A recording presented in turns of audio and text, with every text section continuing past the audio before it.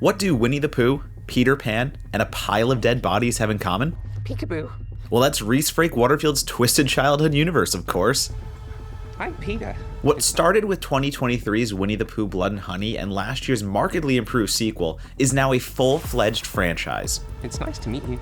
With Peter Pan's Neverland Nightmare, Winnie-the-Pooh Blood and Honey 2's Scott Jeffrey ditches the role of Christopher Robin to write and direct a middle finger to a different Disney animated classic. It's time to collect. Oi, freak! You gonna pay for that? In this storyline gone wrong telling of J.M. Barrie's timeless tale, Peter's a kitty snatcher, the Lost Boys are lost forever, and Wendy's a scream queen. Graphic violence replaces whimsical swashbuckling, but it's a grave reinterpretation that loses the escapist essence of Peter Pan, becoming just another vulgar horror film in a sea of indistinguishable brutality. It's not difficult to see where Peter Pan's Neverland Nightmare seeks inspiration. Martin Portlock's portrayal of evil Peter Pan is caught somewhere between Joaquin Phoenix's version of the Joker and the Grabber from The Black Phone. His stringier hairstyle and diamond-eyed clown makeup are eerie echoes of Arthur Fleck, while later shots where he's driving around in his red flag of a van reflect how the Grabber changes mood when he's donning his mask. Who wants to come to Neverland with me? Portlock's character murders children under the guise of whisking them to a Neverland where they'll always be free. But unlike Barrie's welcoming fantasy, this Peter's belief in an adult-free refuge is fueled by narcotics and an imagined shadow that gives him the tunic-clad silhouette we typically associate with Pan. This isn't the devil-may-care boy who won't grow up that we're used to.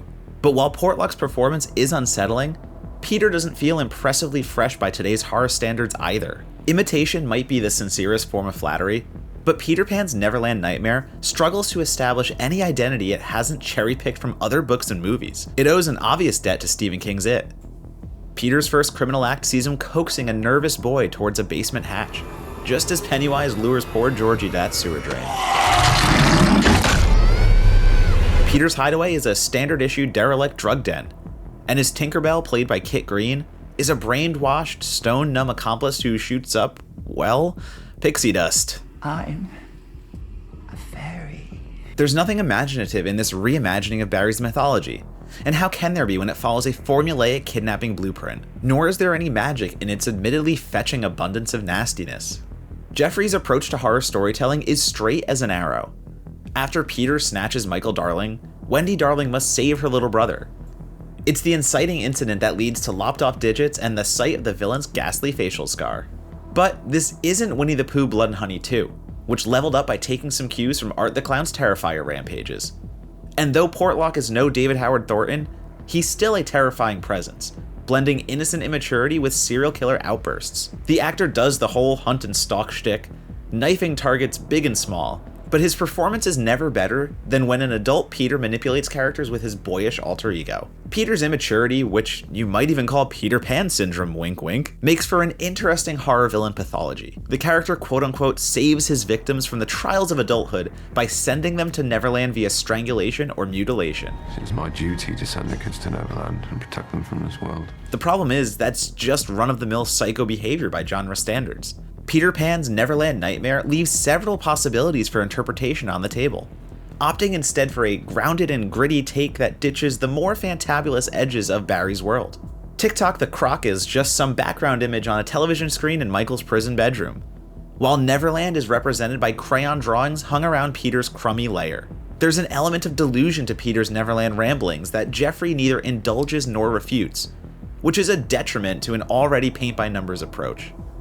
That's not to say the filmmaker doesn't push into rancidly dark territories, but these marquee shock-ya thrills can't save Peter Pan's Neverland Nightmare. Drag Race UK star Charity Case shows up briefly to play the Captain Hook to Portlock's Peter, shackled in the basement and begging for more screen time. There are also 2 body augmentations executed with gruesome practical effects that are going to sear into your memories. The film embraces taboo and B-movie luridness, but these harder genre leanings, while deliciously insane, are unfortunately not enough to excuse its persistent, underwhelming, and dread-free unremarkableness.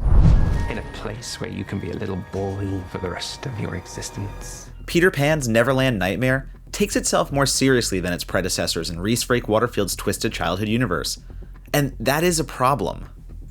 Winnie-the-Pooh Blood and Honey 2 star turned Neverland Nightmare director Scott Jeffrey strives to accentuate his main character's arrested adolescence by turning the boy who never grew up into a serial killer and kidnapper, which keeps him more grounded than the typical pirates-and-fairies image of Peter Pan.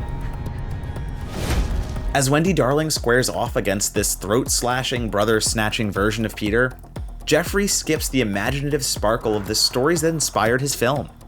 Peter Pan's Neverland Nightmare might be bleak and gory, but more notably, it's a dull adaptation of Peter Pan's adventures that makes him no more different than the 1,000 other van-driving murderers who've come and gone before. For more movie reviews, check out what we thought of Better Man and Sonic the Hedgehog 3.